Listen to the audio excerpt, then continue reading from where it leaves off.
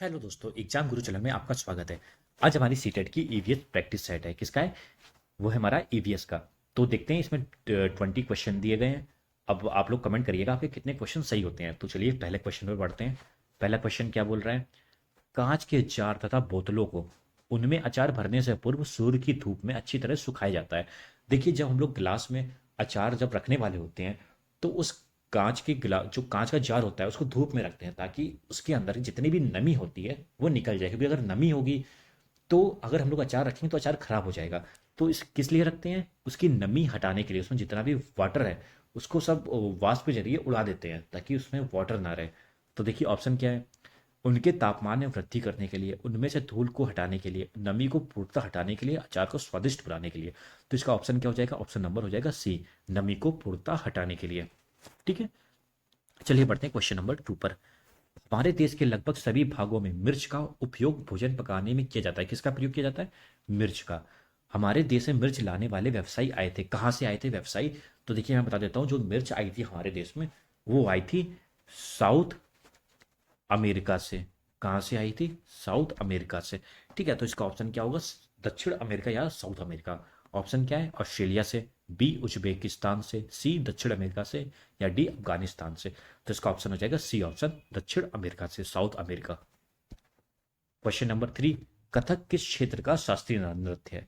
जो कथक है वो है यूपी का शास्त्रीय नृत्य। कहाँ का है? कहाँ का नृत्य है ये? यहाँ पे नृत्य होगा, इसको सही कर लीजिएगा। कथक जो है यूपी का शास्त्रीय नृत्य है।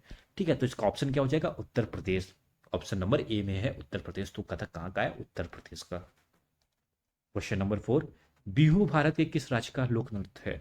देखिए अभी हम लोगों ने कथक देखा, वो था यूपी का। ठीक है, अब हम लोग बिहू देखते हैं तो ये है असम का।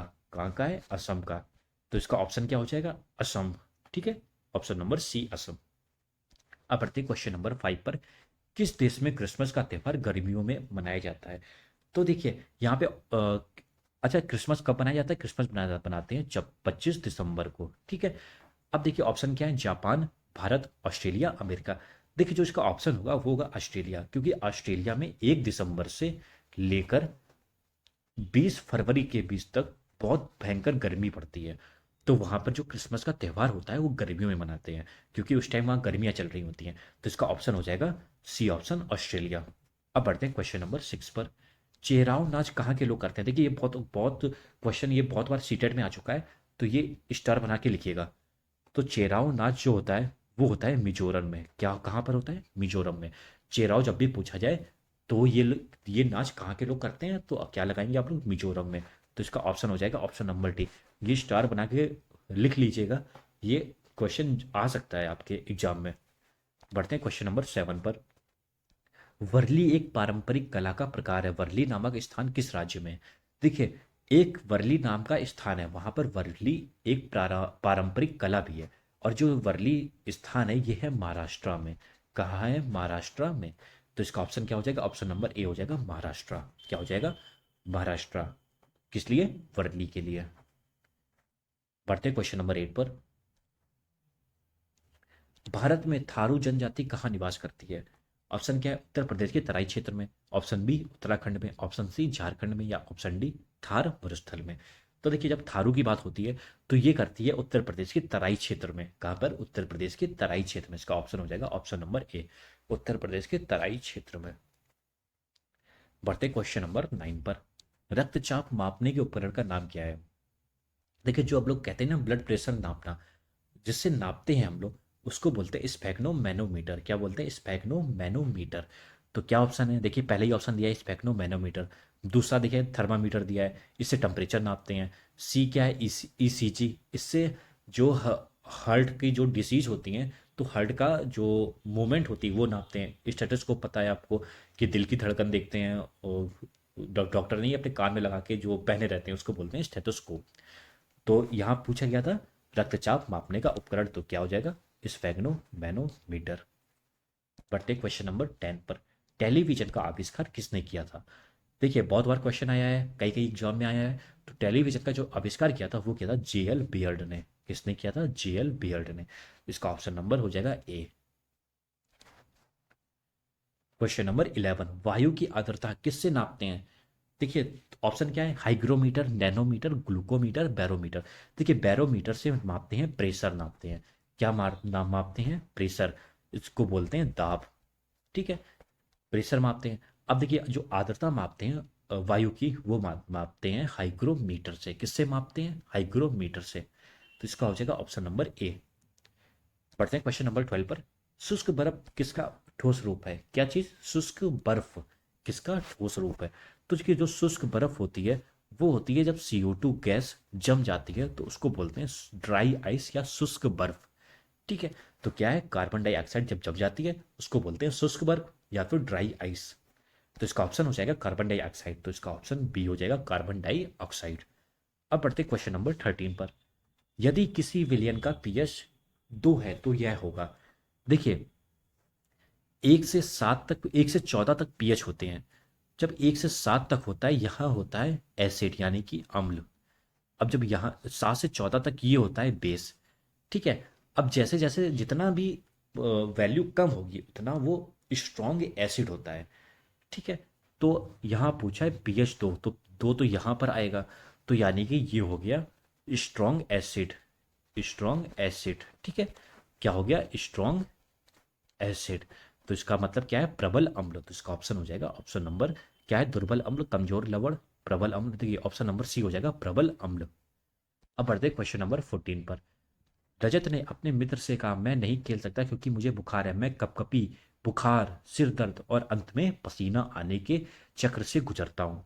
रक्त की जांच के बाद डॉक्टर ने मुझे कड़वी दवाई दी। रजत किस रोग से पीड़ित हो सकता है। देखिए जब ये कपकपी, बुखार, सिर दर्द और अंत में पसीना आता है तो वो होगा मलेरिया से। किससे होगा, मलेरिया से। ठीक है, तो इसका ऑप्शन हो जाएगा मलेरिया, ए ऑप्शन। देखिए मलेरिया दिया है तो हो जाएगा ए ऑप्शन, मलेरिया। अब बढ़ते क्वेश्चन नंबर 15 पर। निम्नलिखित में से कौन सी खुराक में प्रोटीन आधिक्य नहीं है, मतलब प्रोटीन की मात्रा ज्यादा नहीं है। देखिए पनीर, पहला ऑप्शन क्या है, पनीर, इसमें तो प्रोटीन होता है। दाल, दाल में भी भर भर के प्रोटीन होता है। मांस, मांस में भी भर भर के प्रोटीन होता है। लेकिन जो शुद्ध घी है इसमें कार्ब्स होते हैं, कार्बोहाइड्रेट होते हैं। तो इसका ऑप्शन क्या हो जाएगा, सी, मतलब शुद्ध घी में प्रोटीन बहुत कम होता है, मतलब ना के बराबर होता है प्रोटीन। तो इसका ऑप्शन नंबर सी हो जाएगा। अब बढ़ते क्वेश्चन नंबर 16 पर। रक्त का थक्का मना बनाने में सहायक होता है, कौन सा विटामिन सहायक होता है। देखिए जब रक्त का थक्का, जब आपको चोट लगती है तो ब्लड आता है, तो देखते होंगे तो रक्त का थक्का बन जाता है, क्लॉटिंग हो जाती है ब्लड की। तो ये किस लिए, किस वजह से होती है, तो ये होती है विटामिन के की वजह से। किसकी वजह से, विटामिन के की वजह से। तो इसका ऑप्शन क्या हो जाएगा, विटामिन के। देखिए ऑप्शन क्या है, vitamin A, vitamin B, vitamin E, vitamin K. तो इसका ऑप्शन डी हो जाएगा विटामिन के। ठीक है, अब बढ़ते क्वेश्चन नंबर 17 पर। दिन और रात होने का प्रमुख कारण है, जो दिन और रात होते हैं वो कैसे होते हैं। देखिए सूर्य सामने है, जब पृथ्वी अपनी धुरी पर घूमती है तो जब सूर्य के पीछे वाला हिस्सा होता है वो तो वहां रात होती है। जो पृथ्वी का आगे तरफ का भाग होता है जो सूर्य के सामने होता है वहां दिन हो जाता है। तो मतलब दिन और रात कैसे होते हैं, जब पृथ्वी अपनी धुरी पर घूमती है, अपने एक्सिस पर घूमती है। तो ऑप्शन क्या है, सूर्य का अपनी धुरी पर घूमना, चंद्रमा का अपनी धुरी पर घूमना, पृथ्वी का अपनी धुरी पर घूमना। तो ऑप्शन नंबर सी हो जाएगा, पृथ्वी का अपनी धुरी पर घूमना। अब बढ़ते हैं क्वेश्चन नंबर 18 पर। क्वेश्चन नंबर 18 ये क्या है, पृथ्वी पर ऊर्जा का चरम स्रोत क्या है, मतलब सबसे बड़ा स्रोत क्या है पृथ्वी पर ऊर्जा का। तो देखिए जब भी पृथ्वी पर ऊर्जा का स्रोत पूछा जाए और सबसे बड़ा स्रोत पूछा जाए तो वो होता है, वो क्या होता है, वो होता है सन। क्या होगा, सन, मतलब सूरज। तो इसका हो जाएगा ऑप्शन नंबर बी, सूर्य। अब बढ़ते हैं क्वेश्चन नंबर 19 पर। क्या पूछा, सरिस्का राष्ट्रीय उद्यान अव्यवस्थित है, अवस्थित है। तो मतलब सरिस्का राष्ट्रीय उद्यान कहाँ पर है। तो सरिस्का राष्ट्रीय उद्यान है वो है राजस्थान में। कहाँ पर है, राजस्थान में। तो इसका ऑप्शन हो जाएगा क्या है, ऑप्शन ए में पश्चिम बंगाल, ऑप्शन बी में गुजरात, या फिर ऑप्शन डी में राजस्थान। तो ये ऑप्शन सी में क्या है, राजस्थान। तो इसका ऑप्शन हो जाएगा राजस्थान। अब बढ़ते हैं आज के लास्ट क्वेश्चन पर। आज का लास्ट क्वेश्चन क्या है, पन्ना राष्ट्रीय उद्यान किस राज्य में है। देखिए बहुत बार क्वेश्चन आया है, आपको आता भी होगा। जो पन्ना राष्ट्रीय उद्यान है वो है एमपी में, यानी कि मध्य प्रदेश में। तो इसका ऑप्शन हो जाएगा राजस्थान, महाराष्ट्र, गुजरात, मध्य प्रदेश। मध्य प्रदेश में और कौन कौन से हैं, कान्हा राष्ट्रीय उद्यान भी है और पन्ना राष्ट्रीय उद्यान भी है। ठीक है, और भी बहुत सारे हैं। तो इसका ऑप्शन क्या हो जाएगा, मध्य प्रदेश। और मध्य प्रदेश को टाइगर स्टेट भी कहते हैं, यहाँ सबसे ज़्यादा टाइगर है, इसलिए इसको बोलते हैं मध्य प्रदेश को टाइगर स्टेट भी। तो क्वेश्चन क्या था, पन्ना राष्ट्रीय उद्यान कहाँ पर है, तो मध्य प्रदेश। तो यहाँ पर हमारे 20 क्वेश्चन कंप्लीट हो चुके हैं। बताइएगा आपके कितने सही हुए हैं। और अगर आपको इसकी पीडीएफ चाहिए तो हमारे टेलीग्राम चैनल पर मिल जाएगी आपको।